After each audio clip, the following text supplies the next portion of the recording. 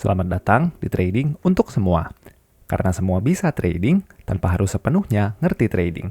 Jadi, teman-teman, apa kabar semuanya? Apakah tradingnya lancar? Apakah semuanya oke? Apakah sehat-sehat semua? Semoga sehat-sehat ya.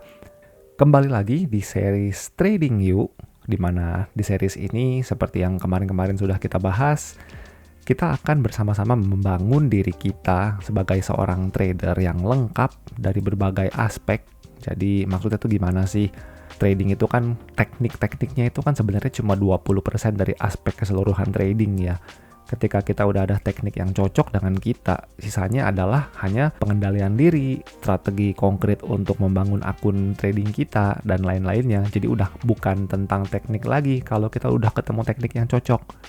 Nah, di sini, di series Trading You ini, kita jadi nggak hanya bahas teknik aja, tapi juga kita akan bahas 80%-nya, yang mana sebenarnya sudah dimulai di video sebelum ini, itu tentang menentukan modal ya, modal yang ideal untuk kita tuh gimana sih. Nah, itu kita mulai dari sana. Jadi, itu pun kan bukan teknik trading sebenarnya, itu lebih ke strategi mengembangkan akun ya. Kurang lebih seperti itu teman-teman, nggak hanya teknik melulu trading tuh. Nah, kalau kita mau analogikan sedikit, trading itu kan sebenarnya gini, modal trading kita itu selayaknya bahan bakar mobil, BBM, atau bensin, atau ada yang bilang minyak di daerah tertentu. Nah, kalau modal trading adalah bahan bakarnya, BBM-nya, maka cara trading itu adalah kendaraannya. Jenis mobilnya, jenis motornya, Honda Beat, Honda Supra, Honda HR-V, CR-V, apalah gitu. Cara trading itu kendaraannya. Nah, kita sebagai seorang trader itu adalah supirnya. Lalu terakhir, nah, market itu adalah jalanannya beserta belokan-belokannya, halangan-halangannya, kerikil-kerikilnya. Nah, itu market. Jadi dari sini sebenarnya udah kelihatan jelas ya teman-teman analogi trading itu.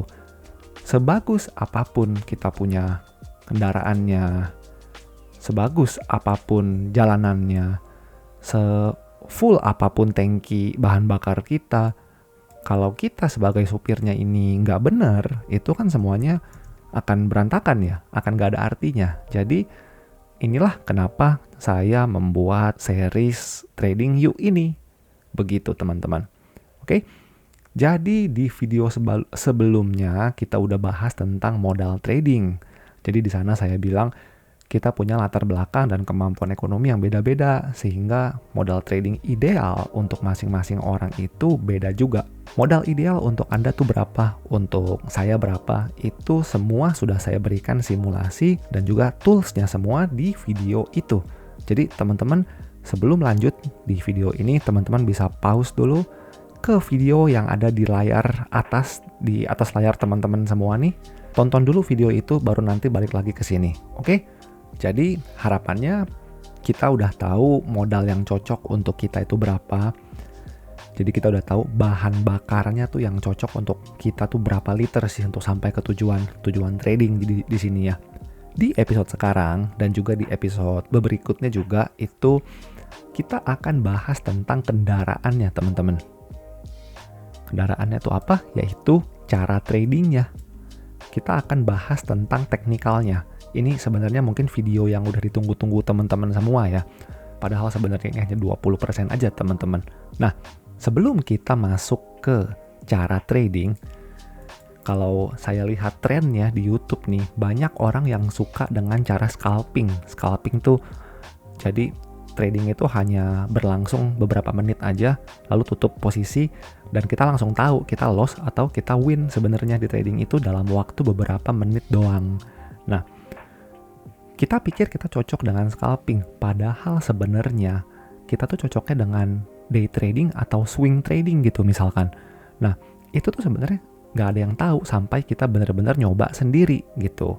Jadi nanti rencananya setelah saya bahas tentang cara trading dari berbagai aliran, saya mau lihat apakah karakter-karakter teman-teman ini sebenarnya cocoknya di scalping atau di swing atau yang lain gitu. Nah, kita akan lihat ke sana, tapi sebelumnya Sistem kali ini lebih untuk saya ya, setelah saya mengamati sekian lama, sistem ini lebih cocok dipakai di time frame 1H, 4H, dan daily.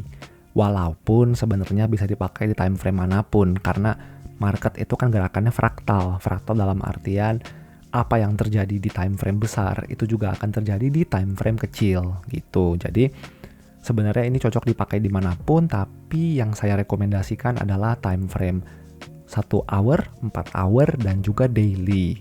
Oke. Lalu sebenarnya cara trading ini utamanya udah pernah saya bahas di video cara trading saya, teman-teman. Yang mana linknya bisa teman-teman temukan di deskripsi video ini di bawah. Oke. Tapi sekarang saya akan coba update lagi cara tradingnya lebih jelas, lebih lengkap, beserta dengan indikator yang belum saya lepas di video-video yang lalu. Yang mana indikator ini adalah sebenarnya inti dari petunjuk pengambilan keputusan trading kita sebenarnya. Kalau teman-teman udah pernah lihat video saya yang dulu, itu kan saya pernah lepas saya pernah lepas indikator ini, trading untuk semua nih. Trading untuk semua guidance namanya. Nah, yang belum saya lepas, yang mana merupakan salah satu pembantu untuk mengambil keputusan adalah ini nih, TUS momentum namanya.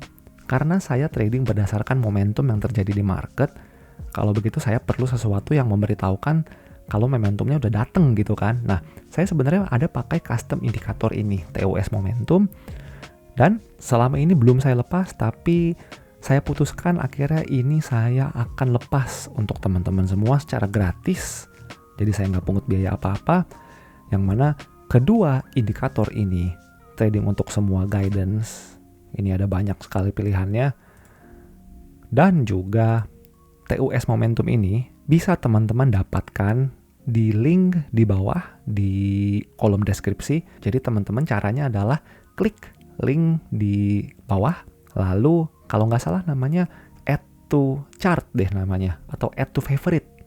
Jadi teman-teman bisa klik itu, lalu bisa ditambahkan ke chart teman-teman semua. Oke, kita langsung lanjut ke cara tradingnya seperti apa. Nah, yang teman-teman pertama perlukan adalah kedua buah indikator ini. Dua aja. Oke, kalau teman-teman udah memasukkan ini ke dalam chart, kita coba ulang deh. Kita coba masukkan trading untuk semua. Nah, kalau teman-teman baru memasukkan indikatornya, itu dia semuanya nyala, tapi kita nggak perlu sebanyak ini. Jadi kita hanya perlu mengaktifkan EMA 8, EMA 21. Jadi yang lainnya kita matikan. Nah, trend plot ini nih sebenarnya nih, cara gampang dari trading system yang saya buat ini, sebenarnya kalau mau cara gampang dinyalain aja trend plotnya. Tapi kalau misalkan teman-teman lebih percaya dengan market structure, ini bisa dimatikan. Jadi teman-teman analisis sendiri market structure-nya. Kalau saya sih, kalau lagi ada waktu, biasanya saya analisis sendiri market structure-nya. Karena bagaimanapun ini kan hanya penolong, hanya guidance ya. Keputusan akhir tetap harus ada di kita sebagai seorang trader. Jadi biasanya saya matikan. Tapi kalau misalkan saya lagi kerjanya udah capek banget, udah nggak bisa mikir lagi, biasa saya nyalakan aja untuk melihat pergerakan market arahnya mau ke mana. Berikutnya, setelah kita nyalakan kedua indikator ini, jenis candle-nya kita ganti. Kalau teman-teman biasa kan candle-nya candle ini ya, candle Japanese candlestick namanya. Nah, seperti yang udah saya bahas di video sebelumnya juga, kita itu pakai Heikin Ashi candle namanya. Ini Heikin Ashi candle. Teman-teman bisa ganti di sini. Kenapa saya pakai Heikin Ashi? Itu sudah saya bikinkan video khusus. Jadi teman-teman bisa lihat videonya di link di bawah, dan bagaimana Heikin Ashi itu membantu trading saya selama ini menjadi lebih baik lagi. Oke.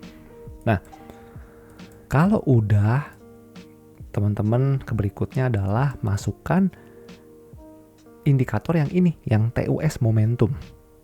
Kalau udah semua, kita main di time frame, kalau tidak 4H, kita mainnya di 1H. Untuk keperluan video ini, saya coba mainnya di 1H. Kenapa? Karena biar lebih banyak candle-nya, biar lebih banyak kesempatan kita untuk melihat simulasi-simulasi tradingnya. Kita lanjut ke bagaimana kita entry dengan sistem ini.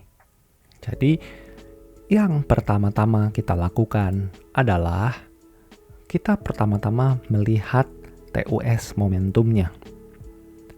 Jadi TUS momentum ini coba kita besarkan ya. Nah, kalau kita lihat TUS momentum ini terbagi ke dalam beberapa zona ya. Zona yang dipisahkan oleh garis di tengah ini. Namanya garis 50. Jadi garis ini tepat berada di level 50%. 50% dari keseluruhan area.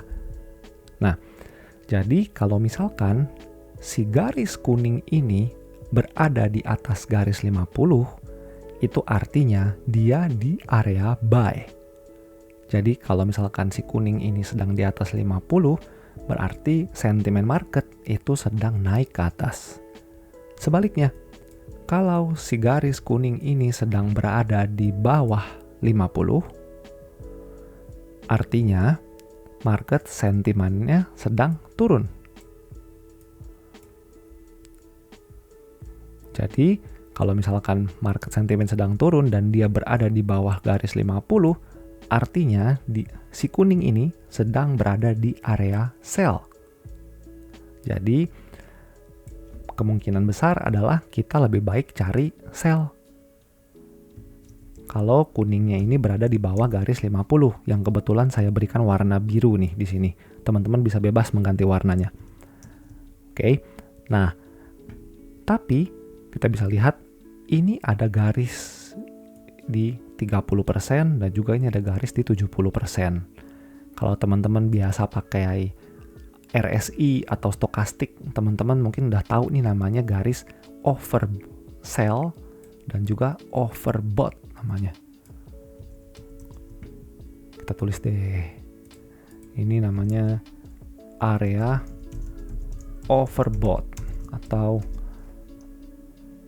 area jenuh beli kalau diterjemahkan secara harafiah ke dalam bahasa Indonesia. Dan yang di sini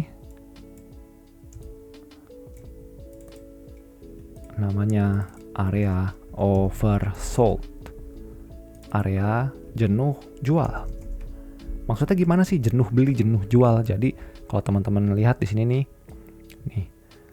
Ketika si kuning sudah masuk area jenuh beli, area overbought, itu harga biasanya akan mantul lagi ke bawah.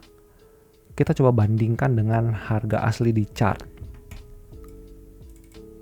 Nih, tuh bisa lihat kan? Si kuning sudah masuk ke area jenuh beli, overbought. Lalu kita bisa lihat ketika kuning sudah sampai di overbought, dia kemudian harga berubah arah dari bullish ke bearish. Bisa kita lihat dari trend plotnya juga nih. Yang tadinya dia berada di bawah harga, yang artinya dia sedang naik. Ketika si kuning ini sudah masuk ke area overbought, kita bisa lihat harga juga ikutan turun. Trennya jadi berubah. Kita bisa lihat di sini juga trend plotnya sudah memberitahu kita bahwa harga berubah. Oke. Begitupun di sini. Ketika harga sudah masuk area oversold, kita bisa lihat harga yang tadinya turun kembali berubah tren menjadi naik.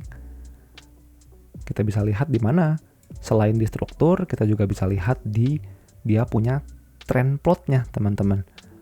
Trennya berubah dari yang tadinya turun karena dia berada di atas price, lalu dia sekarang berada di bawah price, yang menandakan harga sedang naik. Kurang lebih ngerti ya teman-teman cara baca si TUS momentum ini. Jadi kalau saya ulang lagi, kalau si garis kuning berada di atas garis 50, berarti sentimen market sedang naik dan kita cocokkan dengan market structure-nya atau trend plot-nya ini. Ikutan naik apa enggak? Kalau misalkan dia ternyata memang betul strukturnya lagi naik, dia higher high, higher low, higher high, higher low, higher high, bla bla bla, berarti TUS momentum dan juga market structure itu sejalan. Jadi kita bisa masuk ke langkah berikutnya. Kurang lebih seperti itu, teman-teman. Nah, kita sudah tahu tentang sentimen market, tentang marketnya lagi naik atau lagi turun. Nah, ini kan namanya TUS momentum, teman-teman ya. Nah, momentumnya yang mana? Momentumnya adalah garis putih dan juga garis merah ini. Ini adalah penentu momentumnya. Jadi, kalau momentum dia adalah buy, ini supaya kita tidak terganggu dengan chart, ini coba kita kecilkan dan kita hanya fokus ke TUS momentum. Jadi, kalau harga sedang naik, yang dilihat dari si kuning berada di atas 50, di mana kita mengambil buy. Nah, pertama-tama kita lihat, kita mau ada putih crossing up merah. Dan terjadinya itu di bawah kuning. Oke, kita ulang lagi. Kalau kita mau cari kita mau cari buy, maka pertama-tama kuning harus berada di atas garis 50. Atau dengan kata lain dia berada di buy area. Kuning sudah berada di buy area, kemudian kita cari momentumnya. Momentumnya apa? Yaitu putih crossing up merah dan terjadi di bawah si kuning. Kenapa? Karena biasanya kalau putih crossing up-nya itu di atas kuning seperti ini, biasanya ini menandakan harga sudah capek dan kemudian dia akan turun lagi. Kita lihatkan setelah ini kuningnya malah masuk ke area sell. Oke.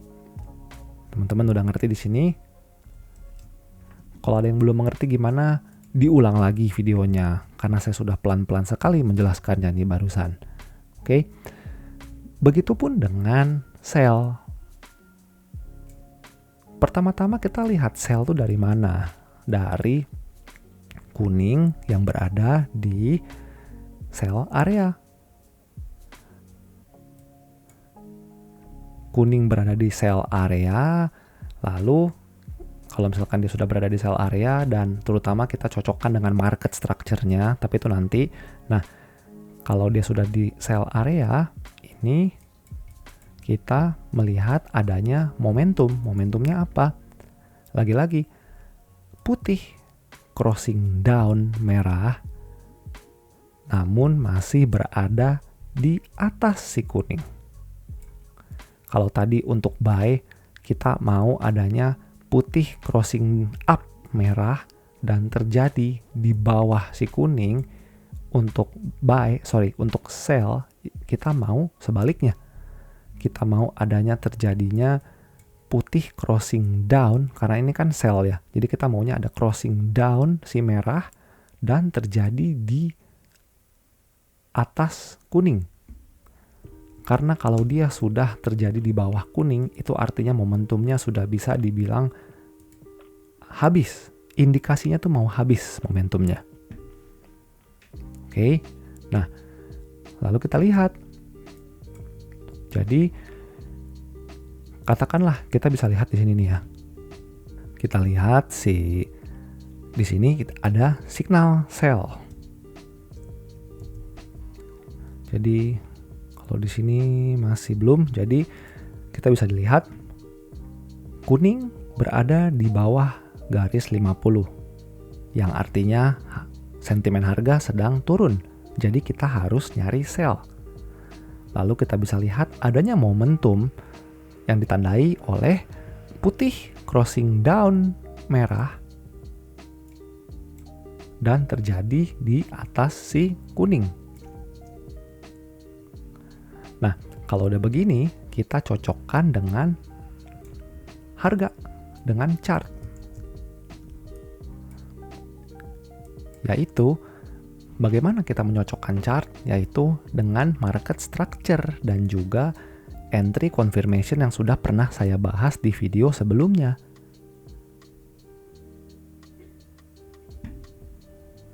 Jadi, kita lihat di sini betul nih, marketnya membuat yang namanya lower high.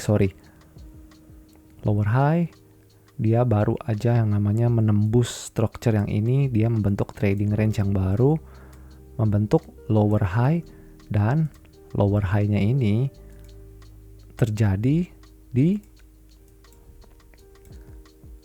area 50% dari trading range. Dia sudah pullback ke area 50% dari trading range yang ada. Jadi, ini sudah bisa dibilang trade yang valid. Lalu, saya selalu bilang, untuk kita memutuskan entry atau tidak, itu kita harus lihat signal candle-nya, yaitu candle pertama atau candle kedua yang meng-crossing si EMA 8 dan EMA 21. Oke. Kita bisa lihat, kita ulang lagi. Di sini kita bisa lihat si kuning sudah berada di area sell, putih sudah crossing down merah di atas kuning. Lalu secara harga juga sudah masuk. Dia sudah turun, kita bisa lihat juga trend plotnya nih, dia berada di atas harga, yang artinya dia trennya sedang turun. Lalu kita sudah ketemu trading range-nya, dia sudah pullback lagi ke area 50% dari trading range, dan dia memberikan signal dalam bentuk candle pertama atau candle kedua yang berubah warna ke arah yang kita mau, dan dia juga menembus EMA. Kalau udah begini, nggak ada alasan untuk kita untuk nggak entry. Jadi kita bisa entry di sini ketika candle ini close. Stop loss di mana? Stop loss bisa di atas high sebelumnya. Lalu take profit di mana? Nanti akan kita bahas, ya katakanlah kita ambil di sinilah. Cuma nanti kita akan bahas take profit yang bagus gimana. Nah, di sini mungkin kita akan mengalami trading yang loss atau minimal break even di sini. Tapi secara sistem kita sudah menjalankan tugas kita, yaitu mengeksekusi semua signal yang muncul. Jadi kalau memang trade yang ini pun akhirnya jadi loss, itu tidak kenapa-napa. Ini merupakan loss yang wajar, bagian dari permainan. Karena trading adalah permainan probabilitas. Oke. Jadi di sini kita dapat satu trade. Kita coba cari trade lain deh. Katakanlah, let's say ya, di sini nih. Saya nggak tahu nih akhir nanti akan menang apa enggak. Cuma kita bisa lihat di sini kuning berada di area buy karena dia di atas 50. Lalu ada crossing up putih ke merah. Jadi terjadi di sini. Dan ketika crossing up di TUS momentum ini terjadi, kita cocokkan dengan price action-nya. Dengan market structure-nya maksud saya. Nah, oke nih. Kita bisa lihat trend plot-nya berada di bawah harga. Artinya harga sedang naik. Lalu trading range terakhir itu yang mana? Trading range terakhir ternyata yang ini. Ini higher low dan higher high terakhir sebelum terjadinya signal. Di sini kan signal kan. Nah, namun ini sayang sekali sepertinya bukan trade yang valid. Kenapa? Karena dia sudah candle ketiga yang berubah warna. Lalu kita bisa lihat juga walaupun dia sudah candle ketiga, dia belum crossing si EMA. Dia masih di bawah EMA. Lalu yang paling penting adalah dia sebenarnya belum menjemput si 50% dari trading range. Jadi trade ini walaupun secara TOS momentum ini dapat, tapi secara dia punya market structure-nya nggak dapet. Jadi trade ini harusnya kita skip. Nah, ini contohnya kalau untuk trade yang sukses nih, trade yang berhasil. Kalau tadi kan saya kasih contoh trade tapi trade-nya yang nggak valid ya. Nah, memang ada kalanya namanya kita trading, nggak mungkin semuanya kena home run, nggak mungkin semuanya tuh kena take profit semua. Yang namanya trading tuh pasti banyak kejadian-kejadian trade-nya kalau nggak balik ke break even, dia malah kena loss gitu. Nah, tapi akan ada kalanya kalau teman-teman mengikuti sistem ini dan teman-teman mengambil semua signal yang ada, maka harusnya secara keseluruhan kalau kita lihat dari jangka waktu katakanlah sebulan gitu, tiap signal yang ada di jangka waktu 1 bulan itu teman-teman ambil semua, harusnya jumlah dia menangnya itu akan lebih banyak daripada jumlah dia loss-nya. Harusnya seperti itu teman-teman. Nah, contohnya ini trade yang berhasil nih. Kita lihat. Kita melihat pertama-tama kuning ada di area buy. Lalu dia di area buy dan juga belum masuk ke area overbought nih. Dia masih di area yang bisa kita incar untuk ambil buy. Kuning di area buy, lalu kita bisa lihat di sini ada putih crossing up merah yang terjadi di bawah si kuning. Dan kita bisa lihat juga di sini marketnya memang sedang up. Bisa kita lihat dari trend plotnya ini yang berada di bawah harga. Lalu secara struktur juga kita bisa lihat ini kan low, higher low, ini adalah higher high. Jadi kita sudah ketemu yang namanya trading range-nya. Lalu kita bisa lihat juga dia udah pull back ke 50% dari trading range yang ada. Lalu dia main-main di bawah sampai kemudian kita bisa lihat di sini candle pertama yang berubah arah ke arah yang kita mau, dan juga di saat bersamaan dia menembus kedua buah EMA 8 dan EMA 21. Dan dari sini kita bisa langsung ambil buy, dan untuk trade kali ini dia mencapai TP, take profit di 2R. Risk reward rasionya 2. Jadi kalau misalkan kita meresikokan 1% dari akun kita untuk trade ini, maka kita akan mendapatkan 2%. Begitu teman-teman kurang lebih. Oke. Nah, sebenarnya cukup sampai ini aja sistemnya, karena kalau teman-teman udah mempraktekkan sistem ini, maka harusnya sih akan berjalan dengan lancar. Tapi saya ada beberapa note untuk bagaimana kita exit trade dan bagaimana kita memanage trade yang sudah kita ambil, yang kita sedang open posisinya. Oke? Kalau tadi kita bisa lihat, kita buang dulu gambarnya. Kita coba ulang lagi di sini. Tadi kita ambil posisi di sini ya. Dan kita bisa tentukan stop loss itu di bawah high sebelumnya. Dan kalau kita lihat di sini bisa aja sih stop loss di sini karena kan di bawah high yang ini ya. Tapi kalau kita bisa lihat di sini nih dia juga membentuk yang namanya higher low. Sorry, yang ini low maksudnya ya. Nah, kita bisa aja stop loss ditaruh di bawah low yang ini. Tapi kalau kita lihat di sini dia membentuk yang namanya higher low kan. Nah, berarti low terakhir itu kan yang ini sebenarnya. Jadi kita bisa aja naruh stop lossnya itu di sini. Ya katakanlah 3 pips di bawah low. Ini low-nya 30,6 pips. Ya taruh di 34. 34 pips. Nah, untuk take profitnya ada beberapa alternatif sebenarnya. Kalau di tinju itu kan ada yang ini ya, namanya tuh jab. Jab tuh pukulan kecil-kecil, kiri kanan, pukulan kecil-kecil. Nah, kita bisa main yang seperti itu, dalam artian kita ambil pukulan kecil aja teman-teman. Jadi kita set take profitnya itu di 1R.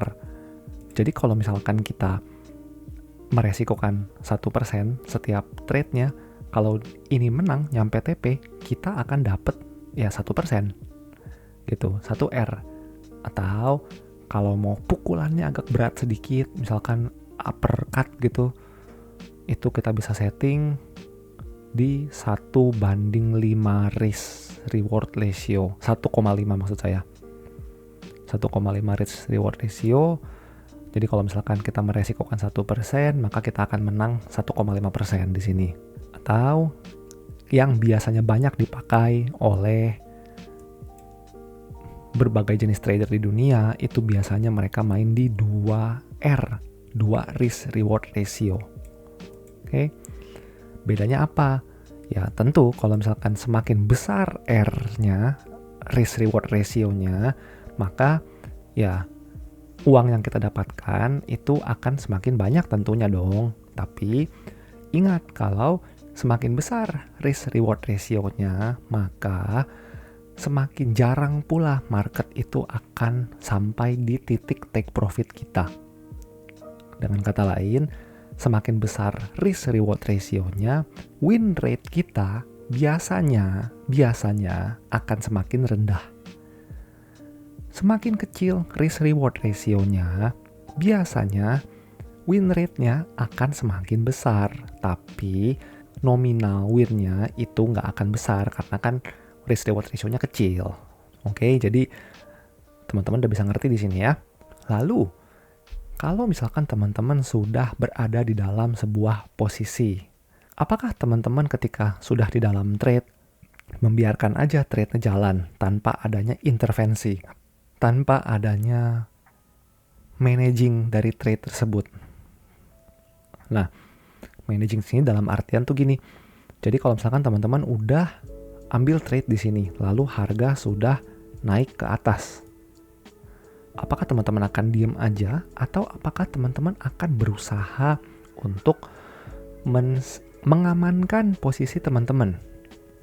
Nah, kalau saya sih baiknya, ini menurut saya ya, kalau trading itu kan sesuatu yang personal.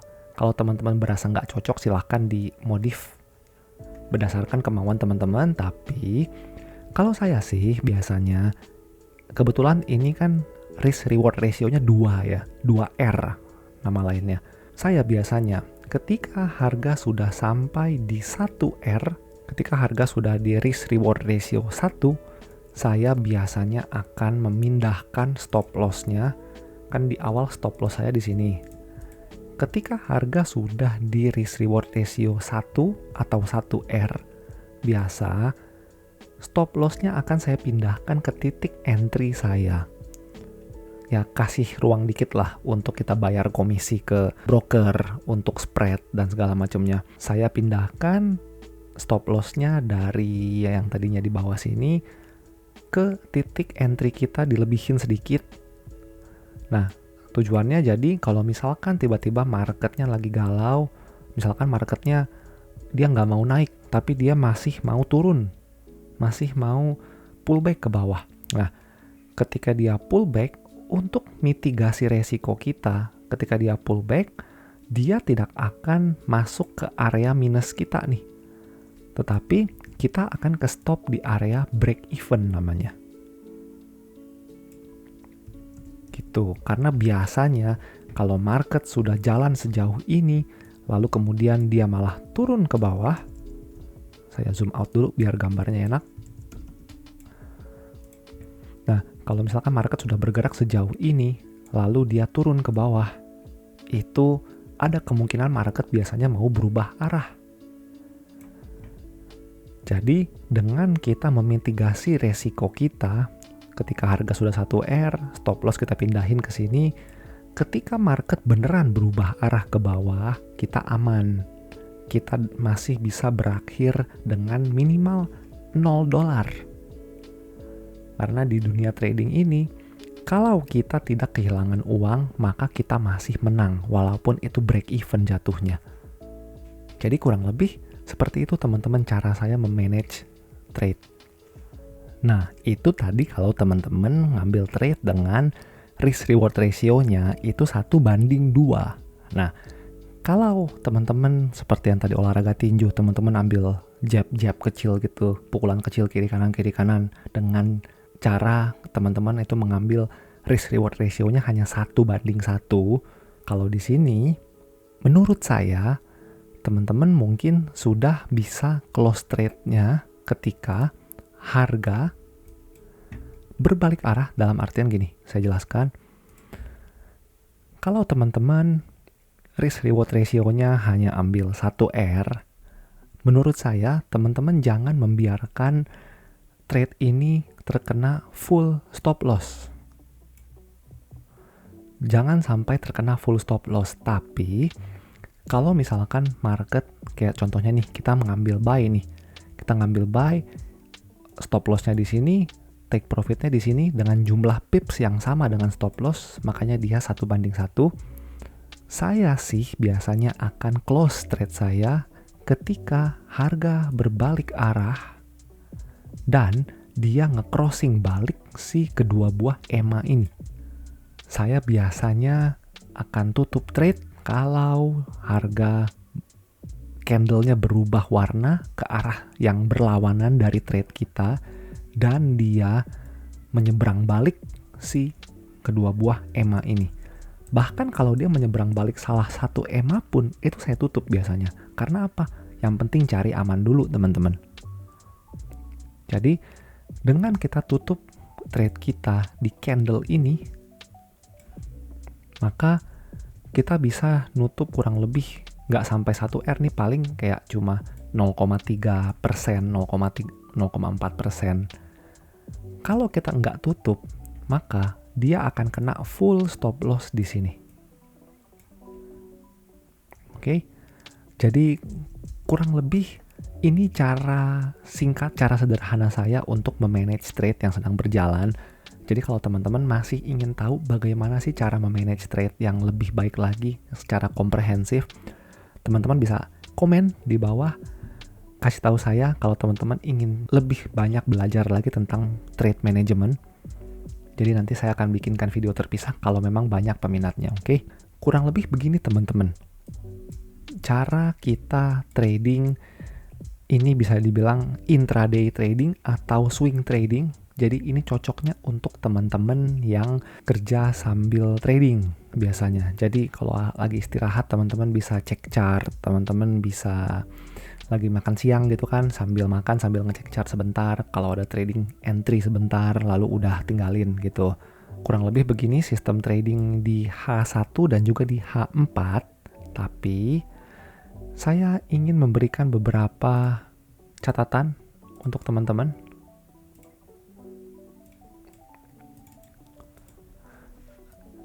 Ada momen-momen di mana kita sebaiknya jangan trading. Jangan trading ketika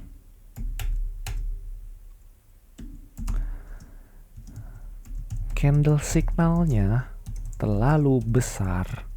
Dalam artian satu candle langsung menembus struktur yang ada. Jadi seperti ini contohnya. Tadi saya udah ketemu satu, mana ya? Contohnya seperti ini, teman-teman. Bukan yang ini. Seperti ini. Katakanlah ini candle signal, katakanlah untuk keperluan contoh video ini. Nah, ketika dia turun menembus, membuat signal, dia dalam satu candle itu langsung membreak trading range yang ada. Nih, saya tidak akan ambil entry kalau satu candle signal ini langsung membreak trading range yang ada. Karena biasanya bukannya turun ke bawah, misalkan saya ambil sell nih, bukannya dia turun ke bawah, tapi biasanya dia malah akan pullback ke atas yang bikin saya minus. Dan saya nggak mau kayak gitu. Oke, itu tips pertama saya untuk timing-timing di mana kita sebaiknya tidak mengambil trading. Lalu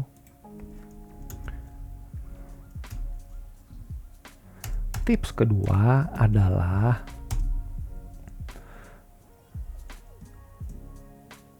mau ada news besar. Jadi news yang terutama harus kita perhatikan, harus kita hindari lebih tepatnya adalah di awal bulan ada NFP, non-farm payroll. Lalu biasanya di sekitaran minggu kedua, seingat saya lupa, itu ada news namanya FOMC. Jadi ini petinggi-petinggi bank, petinggi-petinggi ekonomi di Amerika pada berkumpul semua membuat kebijakan baru tiap bulannya, dan kebijakan yang dihasilkan itu akan membuat pergerakan market yang sangat signifikan, dan biasanya itu spread akan besar sekali dan posisi kita biasanya akan kelempar semua. Jadi saya akan menghindari news ini. Dan terakhir adalah US CPI.